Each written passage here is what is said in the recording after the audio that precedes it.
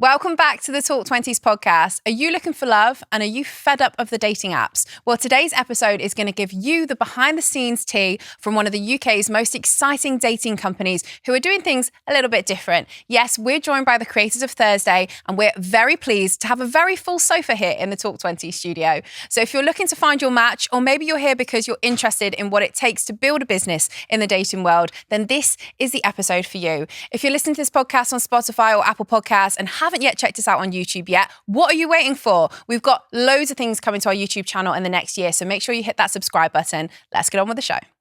In order to keep bringing you guys tons of free content, we work with brand partners who you'll hear from in this episode, including an advertisement from Zopa Bank. So George, Harry, Matt, welcome to Talk 20's podcast. I'm very excited for a Thursday and Talk 20's collab. Thank you for having us. Thank you. It's super exciting. We always kickstart the podcast, and before we get to know you and what you guys do at Thursday, we always kickstart with a little bit of a tradition where we ask you guys to look back 365 days on your camera roll and share with us a photo that hopefully no one's seen before or gives us at least a little bit of a behind the scenes to your life. So come on, get your phones out. I know you've been asking for approval whether you can share it. So I'm hoping it's some juicy stuff you've got to show us. Do you want to start? Yeah, mine's nothing really that exciting. Okay. Mine's just a picture of me and my siblings, actually. Ah, I think it must be taken at a weekend. And what's the story behind that one? We all went to my sister's for the weekend, so we all live everywhere, so it's quite rare we're all together. But we kind of make once, twice a year, Christmas, and sometime the other year we'll get together. So I think that was March last year. Because we were talking before, and we're all from huge families. Yeah. I'm one of four. I'm one of four too. So am I. Okay, And so me. we're all one, I'm one of four. all one of four, which is a lot. I mean, it gets loud, doesn't it, when you're in a room full of brothers and sisters? So that's mad. I think that's quite rare as well. 4 people on the podcast, all One of four. Yeah, One of four. it's crazy. I'm second. I'm youngest. I'm second. I'm eldest. It's interesting. Do you think there's anything that is core traits that you have if you're the oldest, youngest, or middle child? Supposedly, being the middle child, I think I can say this. Apparently, we're the most sort of complicated and most sort of unpredictable, which I think is probably fair. They always say the eldest is the most successful. And the most And that's me then. That explains a lot. And what about the youngest? I mean, I always get Spoiled. you're the most spoiled, but I'm definitely not. But 100% my little brother is the most spoiled. I think I get 100%. away with the most of my family. Yeah. I do, even at the age of 26, I could be oh God, to my siblings, can you help me with this? And I'll get away with it. I'm the only boy, so I get away with it too. Yeah. Oh. That's cool. Right, go on then, Matty, show us yours. What is this? I had to ask George if he was actually happy for me to share this, but a little bit of background. We went to one of our investors in Berlin, the Jägermeister family, and they have a venture capital arm called Best Nights VC. And they were doing a Portco day, which is basically Portfolio Companies Day, and basically each company that they'd invested in was doing a talk on what they were sort of up to and what they were getting up to with their sort of with the investment and how they're progressing and sharing learnings. And I was sat at the back of the room and I just died because I regret giving you permission to share this now. George was sat at the front. Keen? Very keen. We'd already got the money, so really, really keen. And was sat at the front, and I actually had to walk out of the room, and just because I just couldn't breathe with laughter, pretending to be on the phone, because George was sat there at the very front, in front of all these very big investors, with his arm crack showing. Please, can you show the camera? I can indeed. Everyone can see. That is absolutely. And then I texted him while I was in there. I honestly couldn't breathe, and I said, George, Oh my gosh. "Sort your crack out, mate. I'm dying." That was this time last year. You were just sat there with your bum out in an important investor thing. To be honest. But afterwards, I had to keep going out because every time I came back in, I saw it. I just had to go back out, and so that was my photo. It's just been an interesting one. My photo, thanks for that, Matt, was. It was going to be that. It was going to be that. No, that's awful. No, it's going to be something else. So this is a photo. So behind the scenes a little bit. We will go into it later. We started a little project around a green ring, and I actually was the person that took a picture of this green ring that has been seen about 35 million times. So Whoa. the raw picture of this image is this that people might have seen. That's on my camera roll. That was from 12 months ago. So that is it. Oh, wow. So basically, that little green ring there is. And that was taken this time last year. And we're going to explain what that is later in the podcast. So you have to stay listening to find out what that little green ring is. But tell us who you guys are and what you do at Thursday. For someone who's never heard of Thursday before, give us the lowdown. So I'm George, firstly, and I'm co-founder at Thursday. Thursday is a dating app that works one day of the week, where we also throw events. So it's kind of this hybrid between the two. The app is only on for 24 hours a week, and you can match, chat, and meet that same day. So the idea is to speed up the dating process, make it a little bit more exciting. But also, we've really focused on events where we get people to events in real life. So you're basically hiring out a bar. That's right. And it's not just bars. So sometimes it's predominantly bars, but we're expanding into sort of experience. So you're hiring out a venue, and every single person in that venue is single. Yeah.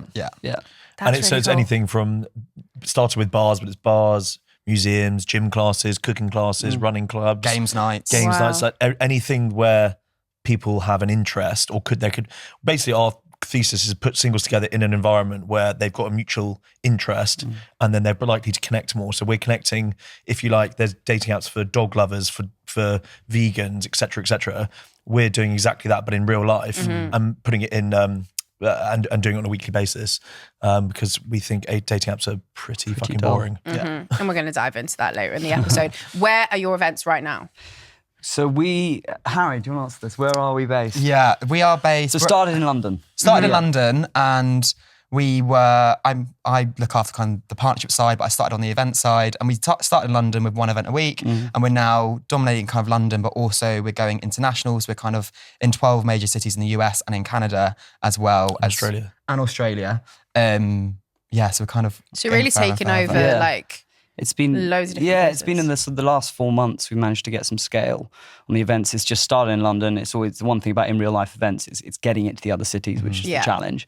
We now people are hearing about us all around the world. It's quite exciting. Which is mad. Yeah, it was only last week we were in Toronto going to our event there, which was pretty cool. And are they different? Like, are people dating differently? Like, do they go about it very different in different countries? Like, what's the vibe? I think in America and Canada, and probably everywhere but the UK, they are much more open to this sort of in real life approach to putting themselves out there. Sometimes, and this is not to sort of slag off Brits, but we can be a little bit closed, and our game probably isn't as good because we know that this bar concept of going into a venue and everyone's single is new to people, and it's daunting. It's kind of daunting at first, and you kind of got to get over that challenge of like everyone's in the same boat here. It requires people to be good conversationalists and being able to actually engage with individuals, as opposed to what is now pretty much a generation that have come through of just keyboard warriors. And that there's a famous saying that the millennials and the Gen Z generations coming through have lost the art of communication. I think that's probably quite fair. People aren't very good at talking or networking or chatting, but they're very good at tapping away on a keyboard and looking at Instagram, TikTok, and WhatsApp and whatever at the same time. And I think we're bringing back the old school.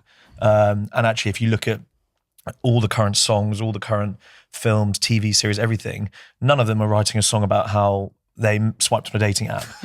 So it's all about how they met on the tube, or it was their high school lover, or Taylor Swift springs to mind. But it's like, it is that kind of thing. No one romanticizes meeting on an app, and it's not to belittle that, because it's really important. I think it's the in real life thing is what people are after. I think for the last 10 years, the app's a bit over now, the apps have been around. There's been a reliance where that's our fallback, where, you put yourself outside your comfort zone in a bar, and if you could go home and just sit on the sofa and swipe. And that's kind of what everyone's safety net is at home, because the apps are so prolific. So, I mean, we're not here to slag them off. They are great and they serve a purpose. And there's been, lots of success stories of people meeting on apps. And we still have got, obviously, an app feature of the one day a week thing. But I think this whole approach of the in real life is kind of where the magic is. Why do you think people are apprehensive to approach people in real life? Well, Tinder solved... What they solved was the fear of rejection, so the match of mutual two people. I think it's rejection, personally. What do you think? Yeah, I also think it's confidence, right? You need confidence to talk to someone, and especially when going to our events, some people come on their own, and I really salute those people that do go on their own, because it takes a lot. Especially, I'm just thinking, some of the events, people, it's so daunting and intimidating. And I think you do get those people, those guys, those girls that will come, they'll talk to people, but you do get people that actually are kind of in the sidelines. And I think what we're also trying to tackle as well is making that experience great for everyone. So how can we kind of help them with communicating to other people? And I think also if we're all in relationships, and I think my girlfriend would very openly say that she wouldn't have swiped right on me on a dating app. Oh my God. How did you say that? She's ruthless. But I think that actually sets quite an interesting narrative, which is you are so different to what 5 heavily filtered profile pictures of you are. Yeah. And people are way more engaging, way more interesting in real life than they could ever be on some screen. And I think what we do through Thursday is allow people who don't have the best experience on dating apps an opportunity to have that in real life moment and have that connection. There's, I think, top 10% of people on a dating app, whatever you deem top 10% are, have a great experience. The 90% have a shocking experience. They don't get matches. They spend a fortune boosting and getting likes, but it doesn't go anywhere. And so I think we're trying to put everyone in the same room on a level playing field, and that is pretty cool. You describe yourselves as an anti-dating app. Yeah, absolutely. Although we are a dating app. We are a dating app, but we're having a real identity crisis, aren't we? Are we a dating app? Are we events? I think we've solved the identity crisis. We're just trying to get everyone to kind of meet, I guess, IRL and in real life. I think that's what everyone wants. All the terminology you use against dating apps, majority of the time it's negative. In TV, films, theatre, it's always like, or even with your friends, I don't want to go back on the app. So how can we kind of use the tool we've got to kind of turn that around? But okay, let's do it in real life. Our tagline a few months ago was "Fuck dating apps 6 days a week." So it was like we were allowed that we like them one day. That's fine. So the app literally switches on a Thursday. Yeah. And it's not a great experience on the other days a week. It basically tells you to go away. It's not nice. Surely that was a weird thing to have to grow and promote, when you're basically telling people to fuck off. It's not great. No, we because of course with the events you can buy tickets and everything. To the events on other days. But other than that, there's a countdown to the Thursday coming, and you basically opt yourself in to that coming Thursday, and then it'll be included into the matching that happens.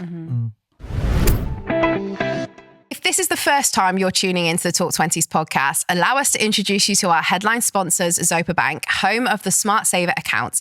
If you're a long-term fan of the podcast, you'll already know about Zopa's Smart Saver, which lets you save into personalised pots and boost your savings in exchange for a notice period to access your funds. The longest notice period is 95 days and offers the highest interest rates. To find out more about Zopa's Smart Saver, download the Zopa app. We need to tell you that you need to save a minimum of £1 and the interest is paid monthly and is subject to variation. On with the show. Has there been any success stories to date? Because you've been going for quite some time now. Yeah. 2 years. Is it about 2.5 years? About 2.5. Yeah. May 21, isn't it? Yeah. I'm in a relationship from it. How did you meet? What, did you meet at an event? No, we met through LinkedIn, actually. Okay. So not through the app. So not through the app. So wait, you met? That's not. So this is George Rawlings, he owns LinkedIn. No, we were working with a company that she worked at that company, so it was kind of like a through Thursday. That but not technically really. through your job, but that does through the app. Guys, that doesn't Are you count. counting that as a success story? We've had so much better She was success your stories rock than on that LinkedIn. one. Yeah, she was.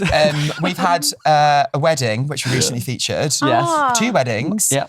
2 weddings from the app. weddings. Yeah. Oh yeah, That we way know more. Wow. There's been way more Any than that. babies? Yeah. Any we know. Thursday babies? My best friend Scott, he's a good friend. I wouldn't say he's my best friend. But he's a good friend of mine. He actually lives in Australia now.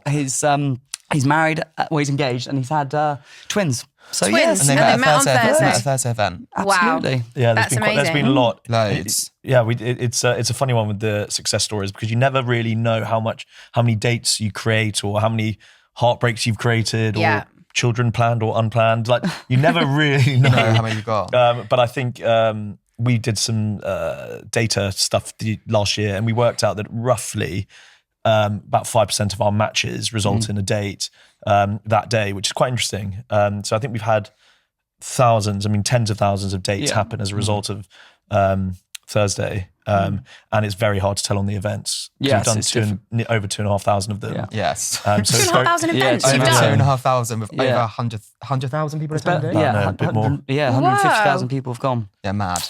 That is and about crazy. 120,000 have been London. So now we're getting out of Getting London. everywhere else. Yeah. Wow. So for those people that are tuning in because they are interested in like the dating side of things, as people who see it day in, day out, you witness so many of the first meetings of people at all of your events. What are the major red flags that you should look out for that someone you should not date? Oh, it's a tough question. I think you get a lot of people who would just go to these events and expect just people to come approach them. Yeah. I think, there's some people that will go sit if you go to the bar and just sit there with a pint and expect people to come over to talk to you, it doesn't work that way.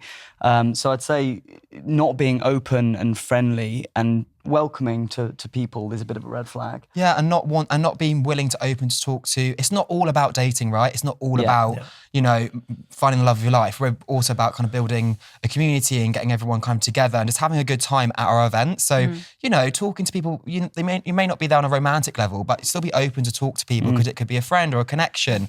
And I think a red flag for me would be like those people that are in the corner. Oh, I'm not talking to them or not talking to them. I'm just like, come on. Yeah, So basically exactly the same as George's point. Is that no. I explained it better. Yeah, I feel like, both two separate points. I think one of the things is that a lot of people will judge people based off their looks. Like Matt, you just said it, like people will swipe or right on, they're way more brutal on the apps. Yeah. But I also think people are really brutal in person, actually. I do think like when I'm around my single friends, they will definitely judge people on their looks before anything. And I'm like, but you don't know what that person's like. Yeah, I think interestingly, you do experience a bit. I would say, in my experience of the Thursday events, men are less confident than the female in general. And I think the female are more brutal. Yeah. And they're the first to be like, oh, everyone in here is not for me.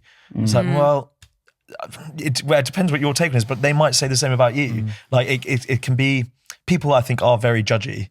And that's why I actually quite like the events, because people do have that attitude there, but if you express it, you actually are the one that looks bad, like you're the bad egg that these guys would just disclose. Like, I think also people getting too drunk as well. It's, even though they revolve around bars, but I think drinking and becoming too pissed, you look like a bit of an idiot. And that's why as well we do like, the experience of the running clubs and all different types of things. Because, drinking's not for everyone either. Yeah. So we do love a drink though. Actually, I mean like more and more Gen Z like are choosing not to date. Like a lot of people are saying that the first date that they want to go on is actually like a walk with someone. Yeah. Like, that's really common that people difficult are saying. to monetize. For you guys, for everyone else, it's a lot cheaper than going to like fancy restaurant and stuff like that. Yeah, focusing on stuff which it is more of an experience, but like an icebreaker between people, because we were just talking about earlier about it being awkward for people to go up to each other. When you do the experience at events, you're actually bonding over doing something which...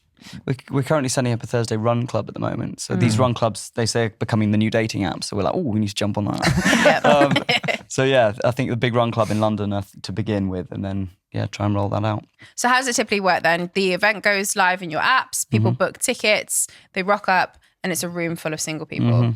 Anything else I missed? Yes, we send a series of push notifications to help with icebreakers.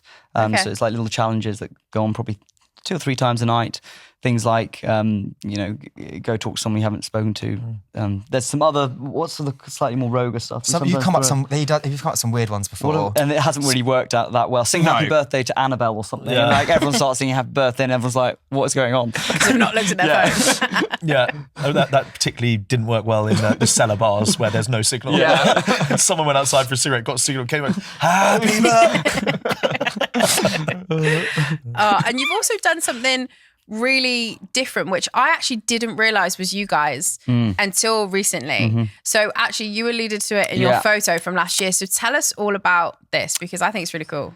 Yeah, so it was about a year ago, how long ago? A year and a half ago. Yeah. Me and Matt, over a pointless pint, came up with this crazy idea to try and, it wasn't cannibalizing our own app, but if we could almost bypass the app, how do you know who's single out in the world in terms of like just in public? And we thought, well, why don't we try and invent a green ring that people would wear to signal that they are single and open to meeting new people in real life. So we manufactured and produced millions of these little rubber rings that were not very nice looking, but they were fit for purpose. Yeah, they were. A logo on them. Basically, called Pear, and we marketed it as the world's biggest social experiment. And we've had hundreds of thousands of people all around the world participate in this project where we're trying to get people off dating apps, and we've seen some success with it. We kind of invented it, not really expecting it to kind of work, and it was one of those things. More of a marketing. It was more of activation to try and help us get more downloads to our app, but it actually turned out to do really well. I think that the problem with it over Pear is the great side of it is there is an appetite for it. Yeah. I think the problem with it is it's before its time. Yeah. And which is weird because it's non-tech. It's totally non-tech. It's just a symbol to show that you're single. Yeah. And I think for it to really work, you need millions of people to wear it in one city. Yeah. Or maybe not millions, but hundreds of thousands in one city. It needs to be concentrated. We had a scatter of it. It was a real scatter approach. And it showed that I think to two things really. One, people really are desperate for the in real life experience and their meet cute moment. And two, that people are really willing to try anything to meet someone. And that's, I'm not saying that in a derogatory way. I think people there's this real desire to find their fellow person, and dating apps aren't doing it for a lot of people. And so it's sort of reinforced what we're doing with our main mission with Thursday, which is getting singles in real life face to face as quickly as possible, and then let them deal with it. Like have the conversation, have the rejection, have the one night stand, have the couple of dates and it all goes wrong or whatever it is, but put them in a room where they can have that experience, as opposed to having it all played out on an app where you're sort of, hey, how are you? Yeah, I'm great. How are you? 2 weeks later. The name came from pairing people in public. So obviously the pairing, and that's kind of where it stemmed from. But it was fun, and it linked it. But it's not spelled like pear, like P-E-A-R. you are a pear. Like, It's spelled like the fruit. Yeah, spelled like the fruit. Yeah. Yeah, which is really cool. And we had the little degree sign in the top right, which is pretty cool. It also assisted as well with kind of this. Sorry, I've just turned on my flash with face. George flashing. Taking a picture. Sorry, I'm flashing. Not again. Oh God. For anyone not watching on YouTube, George is not taking his clothes off. You wouldn't want to see that. God. It also kind of assisted, I guess, with the events now going into America, because a lot of the people that were in America and in these other cities had the ring, so then we can put them to the events, kind of the Thursday events that are happening. You know what's absolutely crazy is I didn't know it was you guys that had done that. I obviously knew of Thursday. I'd seen you guys massive on LinkedIn and stuff at the time.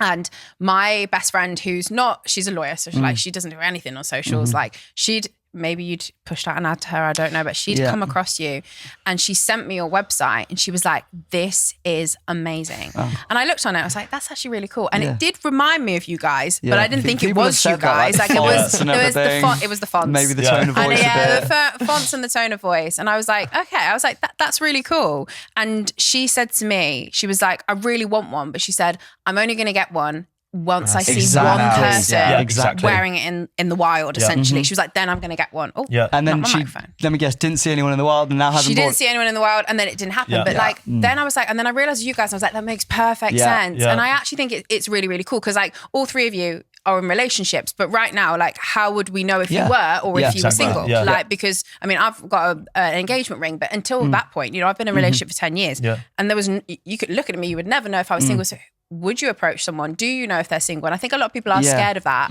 They are. And also the ramifications in society today of approaching someone and assuming they're single are massive. People are too scared to do it for a wide number of reasons that probably won't need to dive into. But it's the apprehension and the risks of assuming someone's gender, sexuality, single status now is heightened more now than it's ever been before. And so people don't do it. And then people don't get their meet cute moment in a bar and they're like, wait, hang on, why am I not being approached in a bar? Like, what the hell?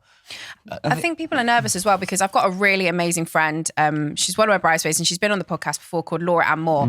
And she has like a close friend story on her Instagram, but she's got quite a big profile anyway. And she will say that she is gonna reach out to someone. So she's on a tube and she'll put like, I'm gonna give someone my number, or she's in an airport and she really fancies someone, so she gives someone their number, and she will tell people like the outcome of like what happens, like what happened to Airport Boy, or what happened to like so Tube Boy and stuff like that. And it's really cool that she puts it out there, and like that they might be in a relationship, Yeah. or someone has texted her once and said, I'm really sorry, like I'm in a relationship and So stuff how like does that. she give the number? Does she just hand She it just up like to them? writes it down. She's so ballsy, but people think for it's her. people think it's amazing. Yeah. It And I'm is. like, it is amazing, but like it's crazy that less of us don't feel as Yeah. confident to do that. But she is inspiring people by doing that anyway. But a lot of people would feel more comfortable if they knew they could walk into a room and like guarantee Yeah. people are single. And I think You know? also, I think it's phones and like Yeah. social media. That is essentially why people, and it's cliche to say, but hide behind that because they're too scared to go up to people. I mean, I wouldn't, if I was single, would randomly walk up to someone in the street that I fancied. Our rep in Toronto, Uzi, was saying exactly this. We were there last week for our events there, and he was saying exactly that. An Australian guy who lives in Toronto, and he was like, I just love going up to girls, and not in like a weird way. He's like, I just love being like, hey, how you doing? I'm Uzi, like, chat, like, are you single? Let's go on a date or whatever. And he's like, the amount of rejections, like, no, thanks, I'm not, I'm in a relationship, etc., he gets. He's like, it doesn't matter because the one time or 2 times or 3 times it works that week. Yeah. He's like, it's amazing. And the in his case, the females that he's approaching en masse, because he's a very friendly, nice guy, are so flattered and like, wow, fucking hell, that was ballsy. That takes They guts. say vulnerability is attractive. And Yeah. confidence That's is why, sexy. Yeah. From going And up to someone. he vows by it, but it takes guts. It does. Yeah. So And- this podcast does anything. It's just to encourage people to kind of just, you see someone you fancy, just Just do it and try it. Yeah. Just do it in a respectful, nice way. Yeah. If you get rejected, that's also okay. Yeah. yeah. How do you do it in a nice way then? Go on. Each of you, tell me what you would say if you were going up to speak to someone. You see someone you like in a bar. What would you go up and say? Oh God, that's a really difficult question. Putting you on the Being in a spot. relationship. I think I would just start with an open conversation, then go into flirting. I think that would be my tactic. Yeah, something like, Like, hey, what do I you do just- for a job? And then go into like, you got lovely eyes. That's intoxicating. I think to bring up the Thanks, missed Harry, I've got a date with you. I think to bring up the missed opportunities, good. Like, hey, I'm really sorry, I just had to stop you because I thought you were, you know, I'll regret it if I didn't say hello. It's always a good one. Ooh, like Yeah. that one. I think always asking for their name, similar to George, but always saying, I'm really sorry, but I have to know your name. Oh, that's a little bit threatening. Why? It's But quite endearing though. I can't stalk, need to know your I can't stalk Sarah on Instagram. What's your email address? What's your phone number? What's your name? Where are you from? And then on the opposite side, it makes that person feel it would enlighten their day Yeah. by someone coming up to them. Yeah. If they're not even So- interested. Yeah, And yeah. also, you should never ask for their number. You should always say, "Can I give you my number?" 'Cause then Ooh. it's- yeah, it's Yeah. a little You bit sound like too... a bit of a veteran. Oh, seasoned we're not pro gonna at go this. into that. You've done this a lot. So Thursday is a startup then. Like there are now just 3 of you in the There's UK. No, 6 of 6 us of as you in the UK, developers. yeah. But we've got more sort of offshore teams now. So Okay, it's so, and then now developers you've got included. reps and in different That's cities right, who yeah. are helping you grow Yeah. this Yeah. across the world, Yeah. basically. Yeah. And how has the process been from right now to where you are at now? Because you've been on quite a journey. I know you said you're now doubling down on the event side of things, but you started off as a completely a different app altogether, didn't you? Called Honeypot. Can you give us a bit of the behind the scenes of like that side of things? So Honeypot started off quite simply as an Instagram feed that would show you an Instagram story of where the Honeypot was happening. It was a bit like an event. Terrible but branding. Yeah, terrible name, terrible Awful. branding. So that you'd basically see the Honeypot was happening. So is that where all the honeys are? Like, what was the name? Well, it was more like the little purple bear that we created. I don't really know why it was quite called cute, Honeypot. I think it was to do with like the beehive of Bumble, and then people would go to the Honeypot who are using Bumble. Right. It's a shit name. Okay. And the Honeypot was happening between 8 and 10 at the Albion. Go here between that time and you'll be surrounded by other singles. We didn't hire out the bar. It wasn't a ticketed event. You just It sent said, people there, Go right, there. yeah. Did people go? Yes and no. I would say a few people did go, but I mean, we were there. We were there. Yeah. It did and it didn't work. It was very hard to know who was there because of Honeypot, and we realised actually this is a bit of a flawed idea. Yeah. And it kind of changed to an app. Then, you know, it was all about same day dating. It was on 7 days of the week, still called Honeypot, where you would check into an area and see who was available that day for a date. We struggled with users. We saw a bit of a spike in users on a certain day. And We then got 30,000 users on Yeah. Honeypot, so it was a good starting point. But in a dating app world or a marketplace model, 30,000 users is just unfortunately nothing not when enough. when you're just culling people 24/7. Yeah. And people on dating apps do. Yeah. And so I think it was enough. But then we decided actually to limit it to one day of the week. It was just before we went into lockdown, and our investors thought we were absolutely crazy. So did everyone else. They were like, "This is just a mental idea to have an app that works 24 hours. It's just terrible." We decided it was the only way that was really going to sustain this whole thing, and let's build a brand out of the day of the week, make it sort of International Singles Day. People get excited for that one day a week thing, and if we can concentrate all the users to using it on one day of the week, and the potential of throwing events, which is kind of, we were floating the idea in lockdown. We were more a dating app at that time. It would work really well, and we kind of haven't really looked back since. Actually, I think it's much stronger offering, and it makes sense. I think also the world doesn't need another dating app. Like, genuinely believe that I can envisage a future of Thursday where there probably isn't a matching site. Yeah. Like, or maybe not even an app. Or maybe not even an app. Like, I think the world there's enough who do it very, very well. Hinge, unbelievable what they do with their matching. Bumble, female empowerment, Tinder. But what Tinder good for?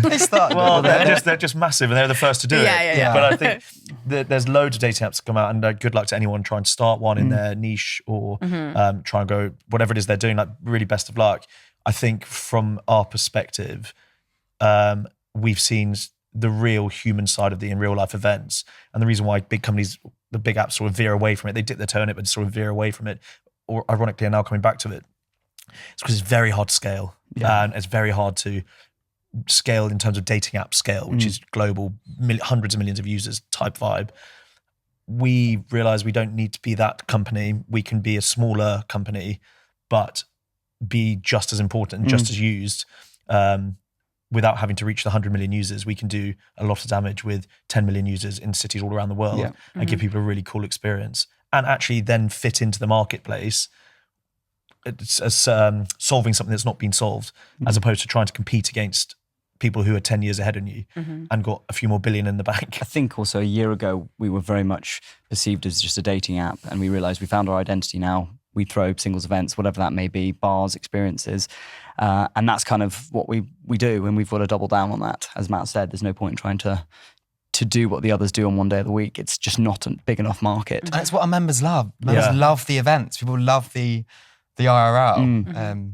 And to date, how many members have you got? Like, because I always think it's a really nice moment in time, because you can obviously look back at the podcast in 5 years' time and be like, oh, do you remember we did that and we had this many users? So like at this moment today, we've had 1.5 million downloads. Wow. But in terms of active, probably 200. About 200 now.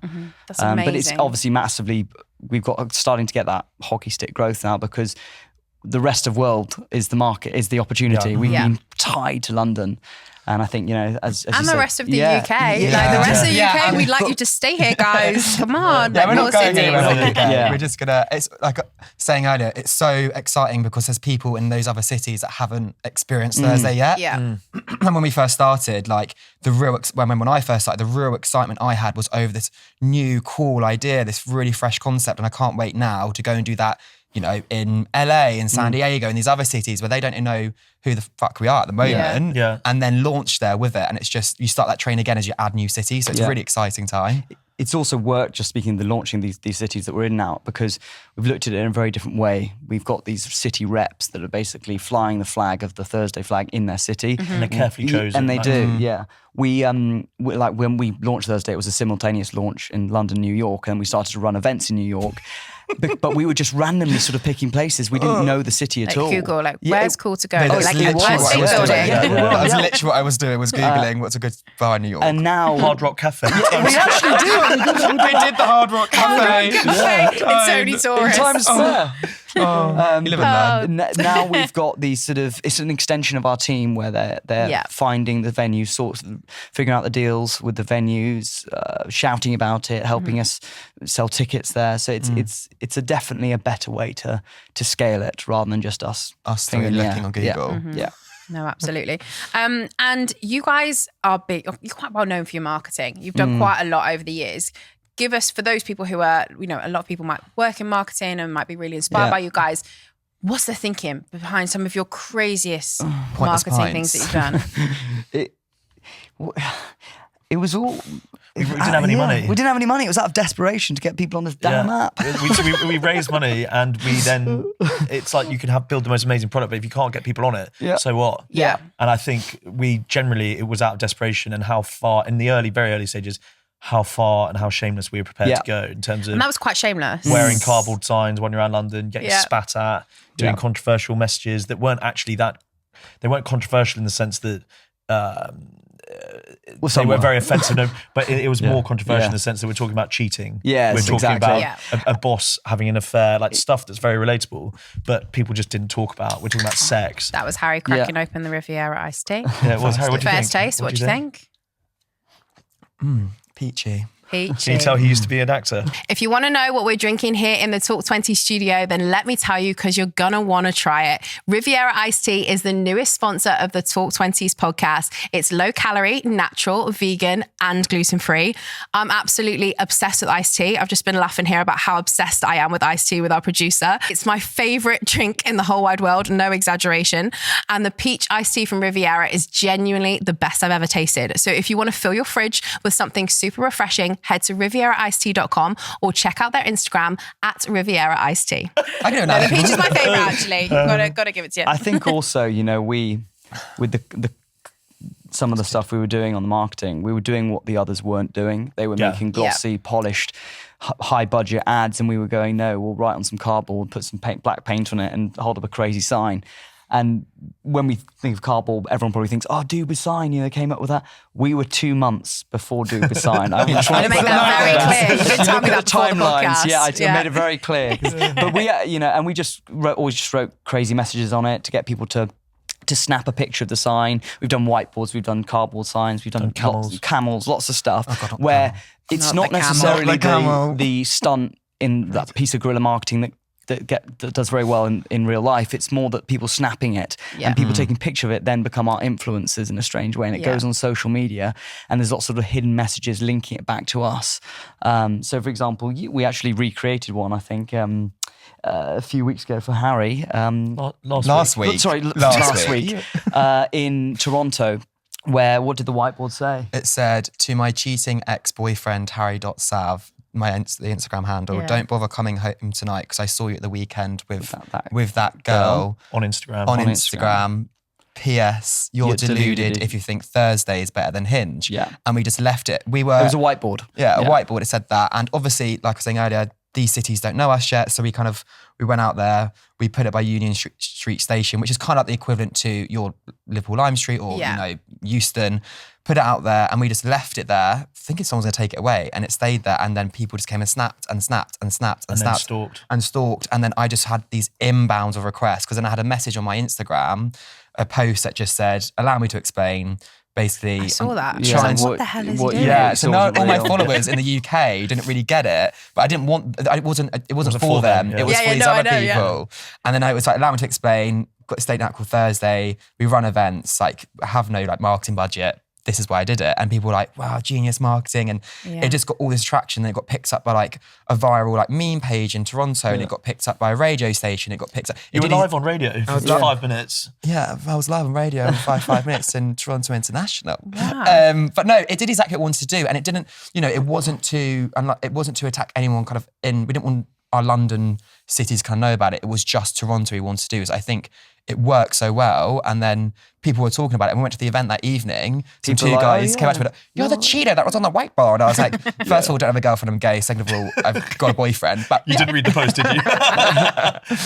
And who comes up with these ideas? We all do, really. Yeah, we all just think of how far can we push it without getting in trouble. Sometimes we do get in trouble. We've been in trouble a few times, of course. Let's talk a little bit about that, because sometimes we get stuff wrong in life, and there's been times when you guys have, something's not gone the way you thought it might go. How do you handle those situations? I think one time we got something wrong talk about the camel. Camel? Yeah, we got that. It's my favourite stunt. The camel in the room. It's still your favourite stunt. The reason being because no one likes to hear the actual narrative around it, which is the camel itself was in London anyway. From a TV set that was filming for Top Gear and another film. And the reason that we paid a lot of money for that camel, and that money goes towards paying for the camel sanctuary and the donkey sanctuary in Rock. But no one likes to hear the good bit of a story. They only like to attack what they see. So what did they think they were seeing? They thought they saw a camel being brought to advertise a dating app. Actually, it happened to be in London. It said Happy Hump Day. And had Happy Hump Day on it. So it was a camel. It was a marketing. So walked through to Liverpool Street Station. But people just don't like to know the actual truth. And the owners were they had the sanctuary and they were, I mean, I don't know why, but it didn't go really, I don't go through my head before we did it, there could be a bad kind of press kind of from it. It was very Marmite. Either people really loved that stunt, really loved it, or they were like, absolutely hated it. And it was more kind of, they didn't know the story behind it, and it was animal kind of activists. And we lost an event through it. The puppy event. A puppy yoga event who used puppies to sell yoga. So the puppy yoga event reached out, gave me this email, and they also got in touch recently to try and do another event. And they came back in touch with us a few weeks ago. They made this massive email about how bad it was for us and going into the safety of the camel. And I was like, but if only you knew. And then I just put them in touch with the Camel Sanctuary, the person that is actually the charity that's running it. But it was controversial. And TikTok was full of camel experts that day, as opposed to the actual camel experts. Yeah. I think we've always had the 80-20 rule, where if you either love or hate what we do. And I think if we can get 80% to love our marketing and our brand of what we do, and if 20% hate it, that's fine. It's better than being 100% indifferent to everyone. People don't know who we are. Yeah. So we kind of take that approach where it is a little bit gritty, and sometimes we don't always get it right, but it is what it is. When you do get it a little bit wrong, just hold your hands up and be like, got that wrong. Sorry. Yeah, I'll tell you, when we did get it wrong, we sent a push notification out for people who were on our app saying, you're not a Thursday event tonight, enjoy sleeping alone. It was just so, it's not great. No, but I think when it was spoken about, it just sounded, it was not good. We didn't think. And we held up the purpose of the push, for context, was to drag people to try and get people to go to one of our events. But of course it didn't land that way, even remotely. So when it does go right, tell me about your best marketing things that you've done. I think we did a great partnership with Home Exchange, where we recreated the holiday. So we found someone from London. We put out a post saying, looking for 2 singles to swap houses at Christmas. And it got loads of engagements on the social media post, on Instagram, people tagging each other. And then Home Exchange came to us saying, hey, I've just seen your post, do you want to do a partnership? And we basically, 2 people, one from London and one from New York, 2 girls, created their listings and swapped houses, and then we landed them with Thursday dates when they got to the respective cities. That's so cute. It's such a cool video. And I think that's probably the most wholesome, best bit of content we've done. Just amazing. I think a brilliant one Harry was very involved with, so I'll let him explain it. The clean cocktail one. Oh, so good. The what? It's almost like a social experiment. One. Oh, yeah. Yeah, that was basically a non-alcoholic cocktail. Obviously, we wanted to do a social experiment, so we hired out a bar, and we basically didn't tell anyone that we said free drinks all night, and obviously everyone's like, free drinks, buy a ticket. We didn't tell anyone there was no alcohol in the drinks, and then we did a video, an experiment around how people would they act drunker even though they were drinking non-alcoholic drinks, and they did, and we would video their reactions, and then as they left the venue, they're like, I'm steaming. We would,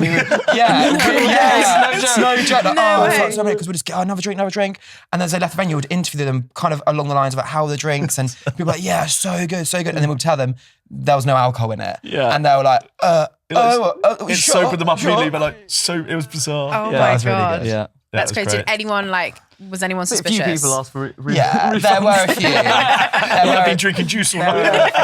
And they were quite sugary after a while. They were. I just desperately wanted a pint at that event.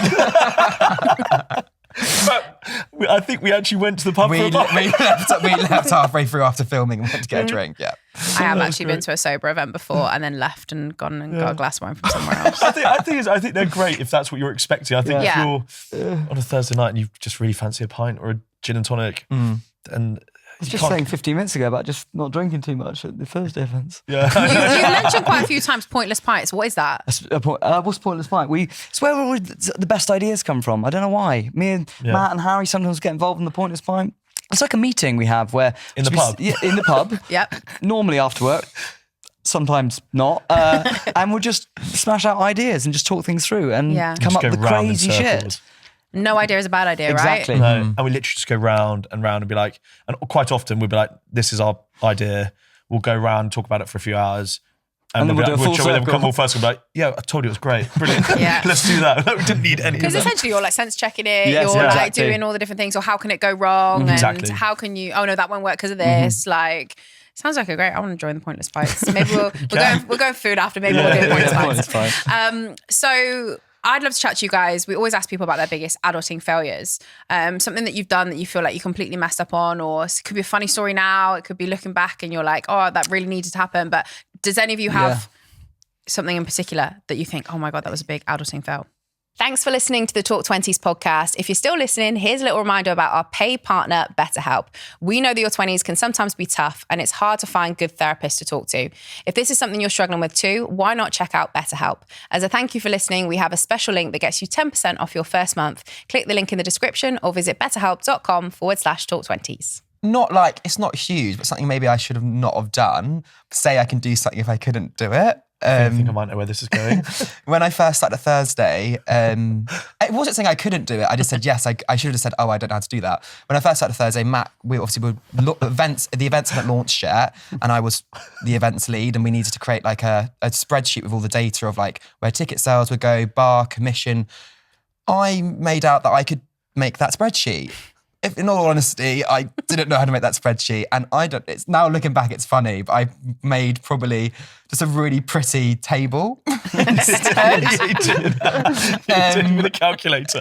But the thing is, the reason is because I said yes because I want to show willingness to be able to do it. Yeah. I mean, now I can make spreadsheets because I've learned along the way. There were times when this was going on that George and I were looking at it and be like, why is he printing everything printing out in a Polly Pocket folder with numbers that change every week? We're like, what's going on? But we didn't dare question it because he was smashing the events.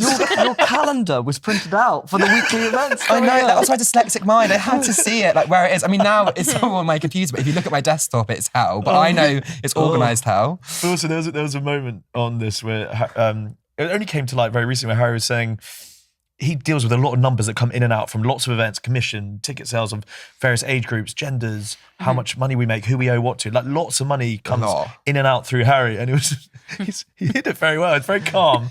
But it was How long did this go on It was for? only like about, I think 6 months ago, I heard him say to someone, he was like, yeah, but I still haven't told them. He's like, I've got like a D in GCSE maths. Yeah, I did. I've always lied on my CV about my maths. Really? Always. So But you're good at it now. Yeah. You were doing the invoicing, and I remember you saying, "What's VAT?" At the beginning. Do I include that? Do I add that item on zero? I'm now. That's how he sounds, is it? Now I could be an accountant, really. Is that how I sound? No, yeah, I did. I lied on my CV. Maths was always never a strong point for me. I've never been great academic. Yeah. And it was always, I would say, a bit of insecurity. So I thought all the jobs I've had since I've kind of left school, I've always put, okay, I got a C in maths. I didn't. I got an E.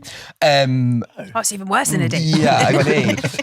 And to this He's day, excellent. But now, look, guys, to this day, who runs all the money kind of going in and out with kind of big? Yeah. I do it. Yeah, so you do. There's nothing, and there's nothing ever missing. No, there If isn't. there's a penny, I'm after it. Because it's on his printed out spreadsheet. But yeah, that would be, yeah. I love that. And the other thing we also talk about in the podcast is that like none of us are the finished product. So like we're all trying to get better at everything, or something in our lives. What is it for you guys right now? It could be to do with business or it could be something personal that you're like, I really need to improve this area of my life because I know I'm not the best at it. Ooh, I think a few years ago, I was always chasing like the next chapter in my life, like thinking, okay, the girlfriend, the house, the marriage. And I think everything is not fallen into place completely, but it's just chasing the next thing. But I think to enjoy, the moment, to not sort of chasing that next thing. I think we're all guilty of that in our 20s, right? Because everyone's like, oh, I want to earn more money. I want to get the better job. I want to find a partner. Yeah.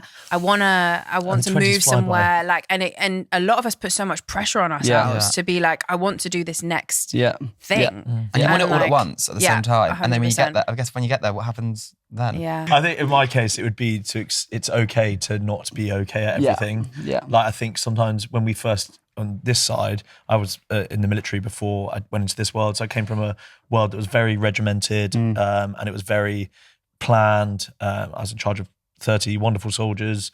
and everything was like planned out to the T almost, or so it looked to the public.